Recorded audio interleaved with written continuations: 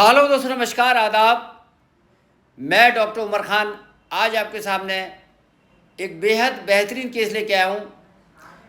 ये बिल्कुल भैंस बैठ गई है, लेट गई है और मांसपेशियाँ इतनी शिथिल हो गई हैं, लूज हो गई हैं कि प्रोलेप्स मांस बाहर आ गया और कहीं भी कोई रिएक्शन नहीं है।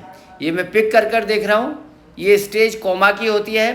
कोमा में अगर कोई पशु आ जाता है तो रिएक्ट नहीं करता है। तो ये देखिए बिल्कुल लेटी हुई है।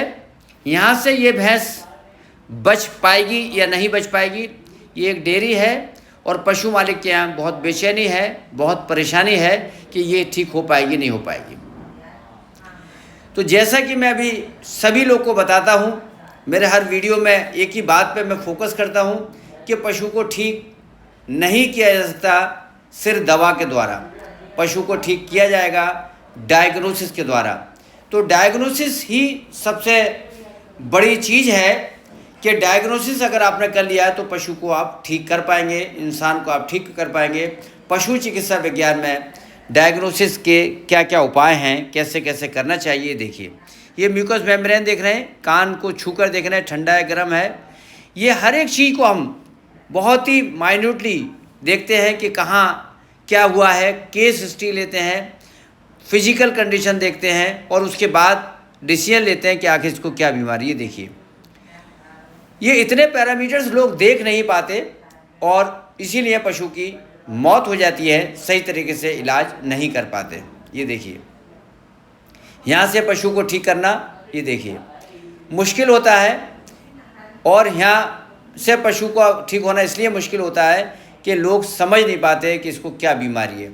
ये जुगुलर वेन को हम नहीं देख रहे, यहाँ पर हम ईयर वेन में ही इंजेक्शन देंगे, ईयर वेन में ही हम बोतल लगाएंगे, ईयर वेन में ही सारे काम करेंगे।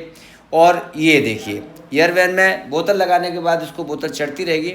यहाँ से हम इसको डेक्सट्रोज की एक बोतल यहाँ से लगा रहे हैं, ईयर वेन में लगा रहे हैं। ये डेक्सट्रोज चढ़ना शुरू हो गया और इसी के साथ साथ हम डायग्नोसिस करते चले जा रहे हैं कि क्या है। सबसे पहले अगर कोई भी केस ऐसा मिलता है तो हमें एनर्जी देनी है। एनर्जी अगर मिलेगी तो पशु ठीक होगा। ये एनर्जी इसको मिलती है और यहाँ से एनर्जी जैसी मिलती चली जाती है। तो अब सवाल उठता है केस हिस्ट्री।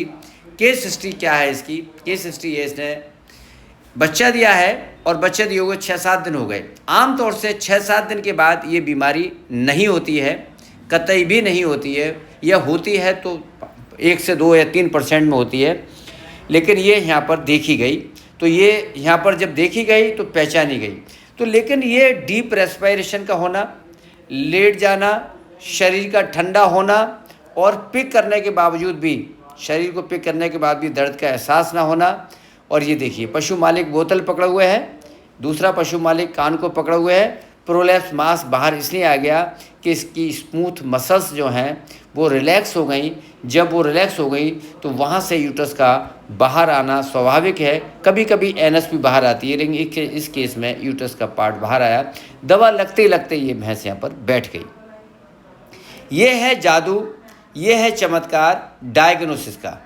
ये फिर हम इंजेक्शन दे रहे हैं, इसको इंजेक्शन देते ही देते रिजल्ट आया और रिजल्ट आने के बाद पशु तुरंत खड़ा हो जाता है। ये देखिए ये एक एक चीज़ हम आपको दिखाते हैं, बताते हैं, समझाते हैं कि ताकि आप डायग्नोसिस सही से कर पाएँ।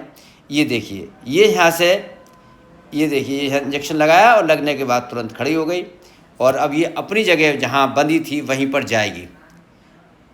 ये एक एक चीज़ आप देखते हैं कि यहाँ से क्या हुआ क्या नहीं हुआ। ये बहुत से लोग कहेंगे कि ये कोई ख़ास केस नहीं है, लेकिन मेरी नज़र में उन लोग के लिए बहुत ख़ास केस है जो लोग इसको नहीं जानते। ये फ्लाइंग मेथड से इंजेक्शन लगाते हुए ये चीज़ें हैं जो आपको दिखाई देती हैं, बताता हूँ मैं, समझाता हूँ। तो अब बहुत से लोग ये पूछेंगे कि सर आपने ट्रीटमेंट नहीं बताया, तो ट्रीटमेंट भी सुन लें आप।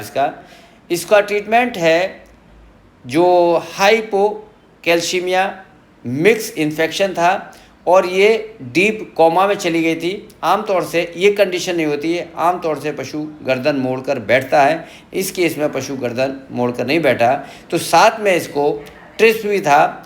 जब ट्रिपनोसोमा का स्टेज हो जाती है तो इस कंडीशन में पशु बैठता नहीं है, सीधा पशु लेट जाता है और अगर सही समय से इलाज नहीं मिले तो पशु की मौत लगभग निश्चित हो जाती है। तो पशु की मौत को यहाँ से बचाया।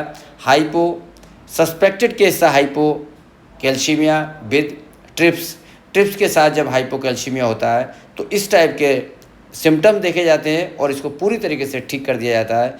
बहुत बहुत शुक्रिया, थैंक यू, धन्यवाद, आदाब।